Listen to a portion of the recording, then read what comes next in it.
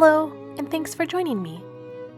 This little video is part of a road trip we took through Europe this past summer, one that I'm just getting around to sharing now.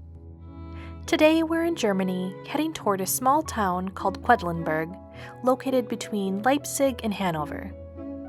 It was a place unknown to me before a quick Google search, but I'm always drawn to quaint old villages, so I had a feeling it wouldn't disappoint.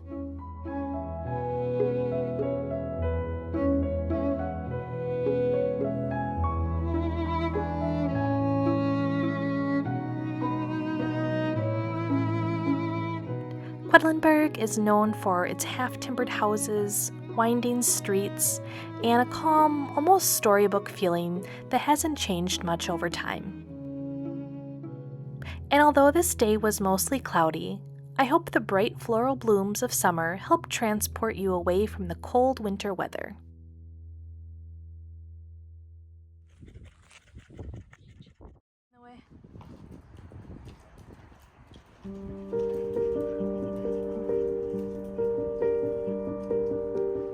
We wandered up toward the Münzenberg, a small, elevated historic quarter on the edge of town, to St. Marian. This space was once part of a Benedictine convent founded here in the year 986, and it existed until the 1500s. Today, only fragments remain, preserved quietly beneath glass. Inside, the rooms feel cave-like, with stone floors and low ceilings.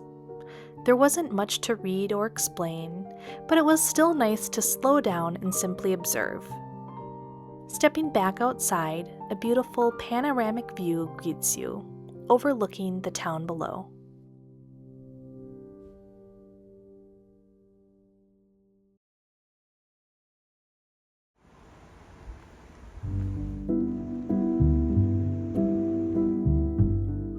We made our way back down the hill toward the heart of town. Quedlinburg's history stretches back to the 10th century, and because it escaped major war damage, much of it still feels like a storybook village today.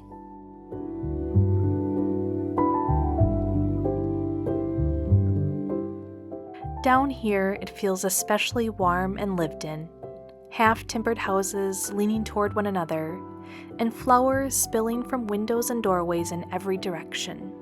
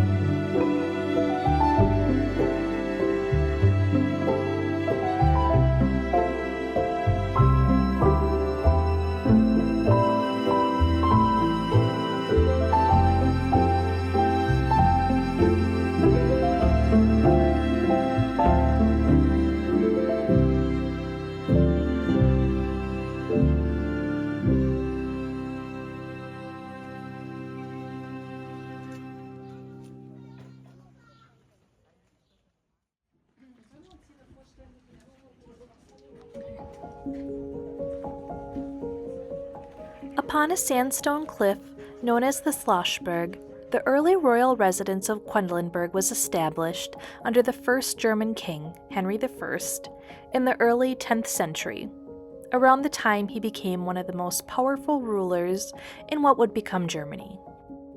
Today, the Castle Museum and surrounding buildings on the hill are closed for renovation, but there were some stairs still accessible, so we made our way up toward the Collegiate Church of St. Servatius. The current collegiate church dates back to 1129 and stands on an important site that was sacred and central to the town's early medieval history.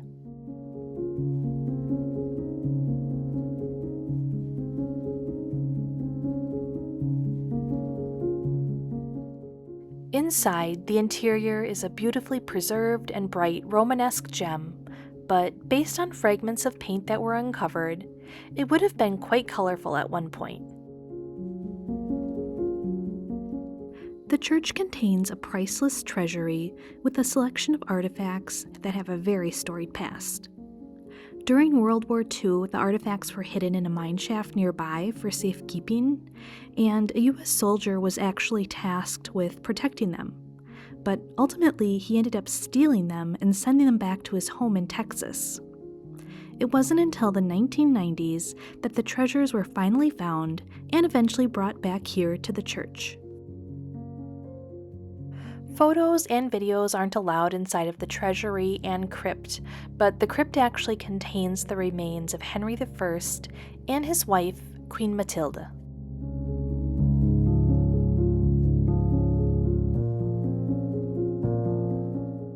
After leaving the church, we wandered into the gardens at the edge of the hill. From here, the town opens up below to a peaceful view.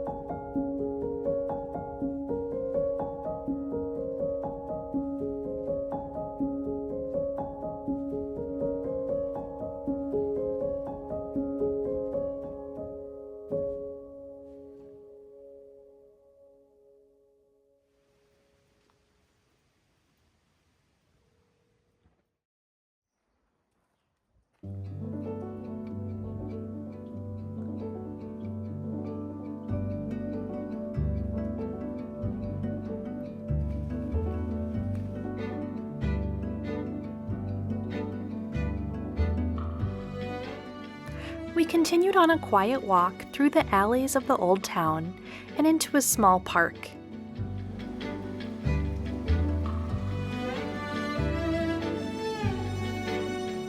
Fig the Frenchie must have been enjoying the sights because she seemed to have a lot more energy than usual.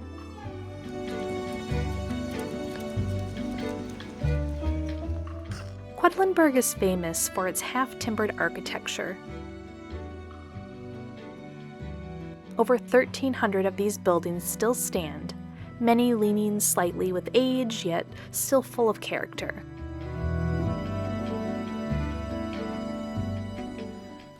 The charm of these painted and slightly wonky houses is hard to resist, and when you look closely, you begin to notice all the tiny details that make them so special.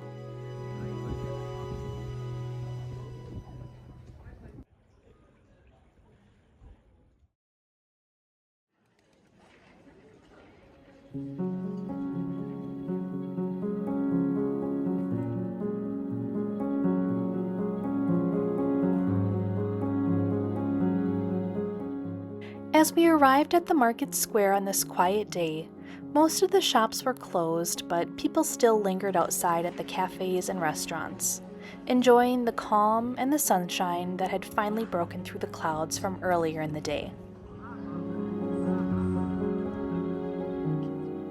Quedlinburg is more than just picturesque. Its historic center, along with the Castle Hill and the Collegiate Church, was designated a UNESCO World Heritage Site in 1994, in recognition of how carefully its medieval streets and architecture have been preserved. Over the course of more than 1,000 years, the town slowly grew around this square, developing into a thriving trading center in the Middle Ages, and an important seat of power under the Saxon rulers.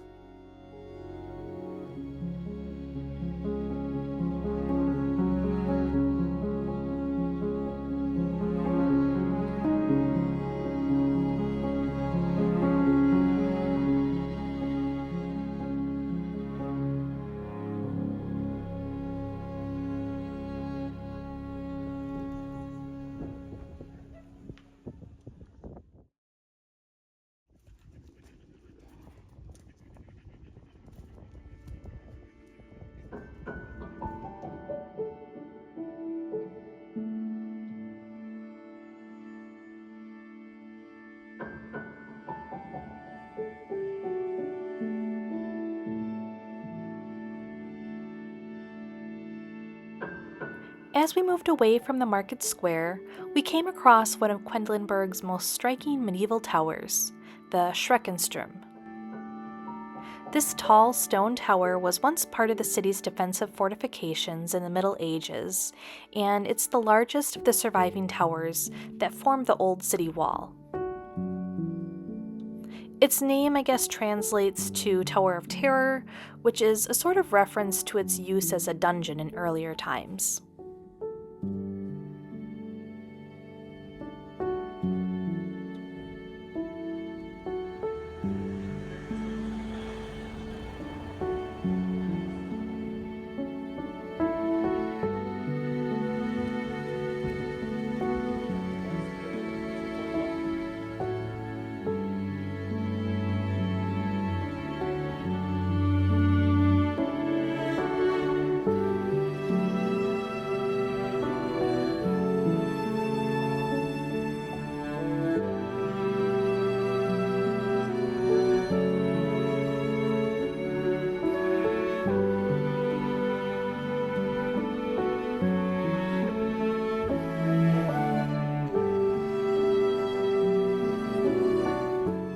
Later in the afternoon, we wandered toward a part of town known as Finkenherde.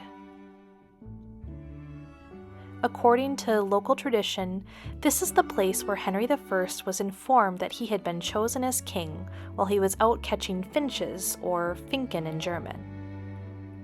Today, Finkenherde remains a quiet, atmospheric corner of Quedlinburg, gently tied to the town's founding legends.